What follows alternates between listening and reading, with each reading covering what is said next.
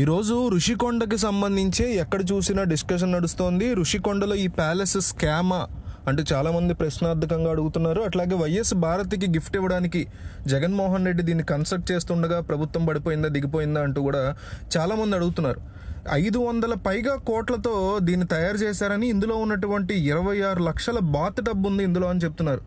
అధికారంలోకి వస్తే తన భార్యకి బీచ్ సైడ్ ప్యాలెస్ గిఫ్ట్గా ఇస్తానని చెప్పి, ఎందుకంటే హైదరాబాద్లో కానీ లోటస్ పాండ్ దగ్గర కానీ లేకపోతే బెంగళూరులో కానీ సాధ్యం కాదు కదా బీచ్ పద్దను ఇవ్వడం. అందువల్లే ఇక్కడ తన భార్య వైఎస్ భారతి మీద ప్రేమతో జగన్మోహన్ రెడ్డి ఇది కట్టించారంటూ కూడా తెలుగుదేశం తీవ్ర ఆరోపణలు చేస్తుంది.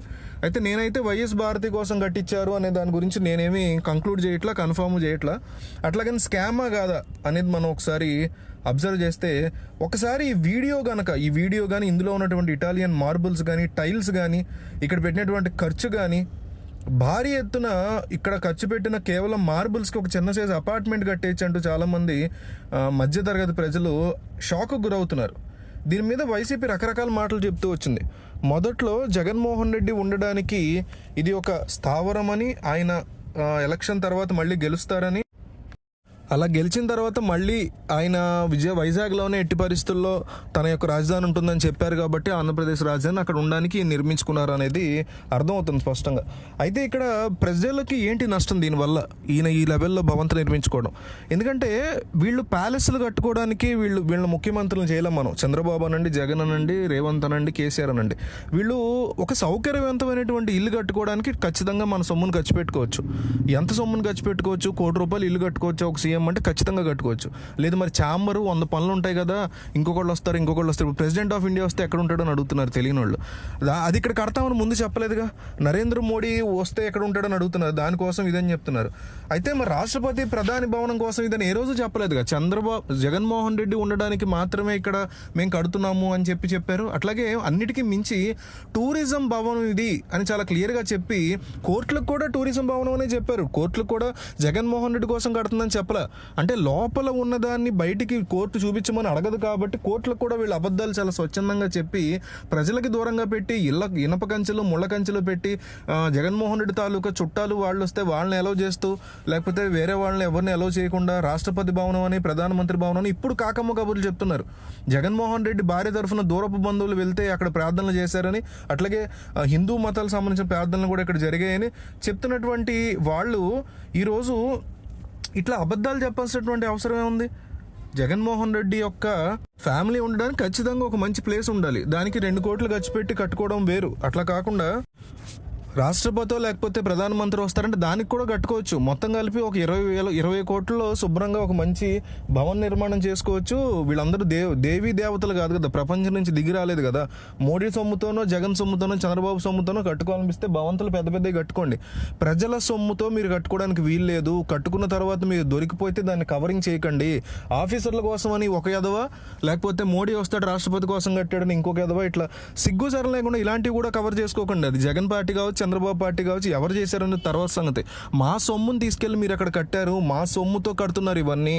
ఇది మా సొమ్ముతో మీరు 26 లక్షల ఖరీదైనటువంటి బాత్రూమ్లు కట్టేటువంటి హక్కు మీకెవడిచ్చాడు? ఇది మా డబ్బు కదా. మా సొమ్ముతో మీరు భారీ ఎత్తున డైనింగ్ టేబుల్స్, లేకపోతే భారీ మార్బుల్ ఫ్లోరింగ్స్, బీచ్ వ్యూలు, ఇది మా సొమ్ముతో మీరు ఎందుకు కడతారు? మీరు ప్రజల నుంచి దొబ్బేసిన సొమ్ము లేదా సొంతగా కట్టుకున్నటువంటి సంపాదించుకున్న సొమ్ము ఉంటే దాంతో మీరు కట్టించుకున్నా డెఫినెట్లీ దాని గురించి ఒప్పుకోవచ్చు. అయితే స్కామా అంటే ఒక రకంగా ఇది ప్రజల్ని మోసం చేయడం అవుతుంది. స్కామ్ అయితే కాదు. స్కామ్ అంటే ఏంటంటే ఒకటని చెప్పి ఇంకొకటి కంప్లీట్గా జేబులో వేసుకోవడం కిందకి వస్తుంది. ఇది అట్లా కాదు, ప్రభుత్వం కిందకే ఉంటుంది. ఇదంతా కూడా ఎప్పటికీ ప్రభుత్వానికి కిందకే వస్తుంది. మన డబ్బే ఎక్కడికి పోలా. కానీ ఒకవేళ గెలిచుంటే లోపల ఏంటనేది మనం ఇన్నాళ్ళు చూసేవాళ్ళం కాదు. సో మనకి తెలియక లోపలంతా ఆఫీసులు అవి ఉన్నాయేమో, కానీ ఎందుకు అంత ఖర్చు అయిందని షాక్ అవుతూ ఉండిపోయేవాళ్ళం అట్లా. కానీ ఈరోజు ఓడిపోయారు కాబట్టి, వేరే ప్రభుత్వం వచ్చింది కాబట్టి వాళ్ళు చేస్తారేమో రేపు పొద్దున చెప్పలేం ఇలాంటివే. బట్ చెప్తున్నా, వాళ్ళ ఏదో సామెత ఉంటుంది, బంగారం కొట్టి 2 షాపు ఓనర్లు కొట్టుకుంటే అసలు బంగారం ధర బయటపడిందని. అట్లా బయటపడింది తప్ప రేపు వీళ్ళు ఏం చేస్తారనేది మనకు తెలియదు. సో మొత్తానికి ఏంటంటే ఇది స్కామ్ అంటే టెక్నికల్గా కానీ లీగల్గా కానీ ఇది స్కామ్ అని నేను అనుకోవట్లేదు. కానీ ప్రజలని మోసం చేయడం, ఖచ్చితంగా కోర్టులు మోసం చేయడం, కోర్టుల్లో టూరిజం మినిస్ట్రీ కోసం అని చెప్పి లేకపోతే ఇంకోటి అని చెప్పి ఈరోజు ట్విట్టర్లో చెప్తున్నారు. అది కూడా వాళ్ళు మోడీ కోసం, ప్రధాని కోసం, రాష్ట్రపతి కోసం కట్టించాను. పచ్చి అబద్ధాలు అనమాట. ఈనాళ్ళు టూరిజం మినిస్ట్రీ కోసం అసలు జగన్ కోసమే కాదని చెప్పి ఈరోజు దాన్ని దాన్ని కంప్లీట్గా లోపల చూస్తే చిన్న పిల్లాడికి కూడా అర్థం అవుద్ది. వాళ్ళు ఉండడం కోసం ఒక ఇల్లు కట్టించుకున్నారు, ఒక స్వర్గం లాంటి ఒక భారీ భవంతిని కట్టించుకోవాలనుకున్నారు, అందులో ఉండాలనుకున్నారు. వెరీ గుడ్, సంతోషం. 580 కోట్లు ఖర్చు అవుద్దని చెప్పాడు మీ బిల్డరు. దానికి మీ సొమ్ము ఖర్చు పెట్టుకోండి, మా సొమ్ముని ₹1 పెట్టుకున్నా ఒప్పుకునేటువంటి ప్రసక్తే లేదు. ఈరోజు బయట పడ్డాయి కాబట్టి ఇవి తెలుస్తున్నాయి. ఇంకా ఏమేం ప్రభుత్వాలు, కేసీఆర్ ప్రభుత్వం, రేవంత్ ప్రభుత్వం, చంద్రబాబు ప్రభుత్వం, జగన్ ప్రభుత్వాలు, మోడీ ప్రభుత్వం ఏం చేశారో ఈ కాంగ్రెస్ ప్రభుత్వాలు మిగతా రాష్ట్రాల్లో మనకు తెలియదు. కానీ ఎంత దారుణంగా ప్రజల సొమ్ముని దోచుకు తింటున్నారు వీళ్ళు అనడానికి స్పష్టమైనటువంటి ఉదాహరణ ఇది. ఈరోజు మనం చూస్తున్నటువంటి ఈ ఋషికొండ ప్యాలెస్ అనేటువంటి అంశం ప్రజలని ఖచ్చితంగా స్కామ్ చేశారు. ప్రజల నమ్మకాన్ని వీళ్ళు స్కామ్ చేశారు. టెక్నికల్గా వీళ్ళు, లీగల్గా వీళ్ళు స్కామ్ అనేది దీన్ని కన్సిడర్ చేయలేకపోవచ్చు, కానీ ఖచ్చితంగా ప్రజలను వీళ్ళు మోసం చేశారు, కోర్టులను వీళ్ళు మోసం చేశారు. ప్రజల సొమ్మును తీసుకెళ్ళి ఆఫీసులు కట్టుకుంటాం, ఒక చిన్న ఇల్లు కట్టుకుంటాం అని చెప్పి భారీ భారీ ప్యాలెస్లని, భవంతుల్ని కట్టుకుంటున్నారు వీళ్ళు మన సొమ్ముతో.